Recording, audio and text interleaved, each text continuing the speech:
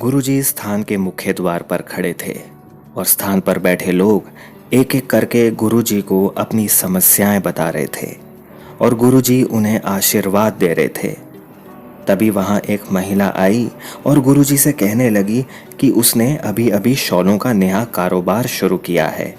उसके व्यापार में बरकत के लिए उसे एक नोट देने की कृपा करें।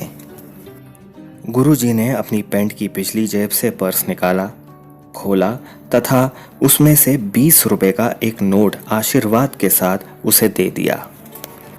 ये देखते ही एक और महिला आई और उसने भी प्रार्थना की कि उसके बेटे के कारोबार में बढ़ोतरी के लिए उसे भी एक नोट देने की कृपा करें।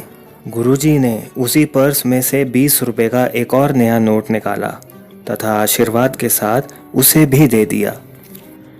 बस फिर क्या था, हॉल में बैठा हर व्यक्ति गुरुजी के पास आया और ऐसे ही प्रार्थना करने लगा और गुरुजी उनको 20-20 के नए नोट पर्स से निकाल निकाल कर देते चले गए।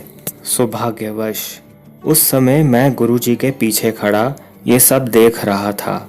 उन्होंने करीब 80 लोगों को आशीर्वाद दिया और उन सभी को 20-20 के नए नोट पर्स से निकाल निकाल कर देते चले गए।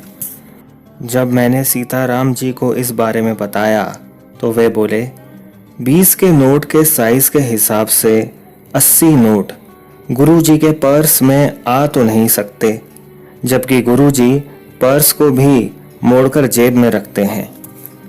लेकिन ये सत्य है और ये सब मेरी आंखों के सामने हुआ था।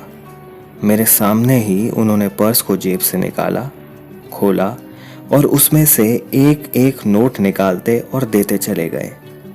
मेरे अनुमान से लगभग 80 लोगों को उन्होंने 20-20 के नोट दिए थे, लेकिन 80 नोट पर्स में डालकर पर्स को मोड़ा नहीं जा सकता, ऐसी मेरी धारणा है। लेकिन जब गुरुजी ने अपनी जेब से पर्स निकाला था तो वह मुड़ा हुआ था।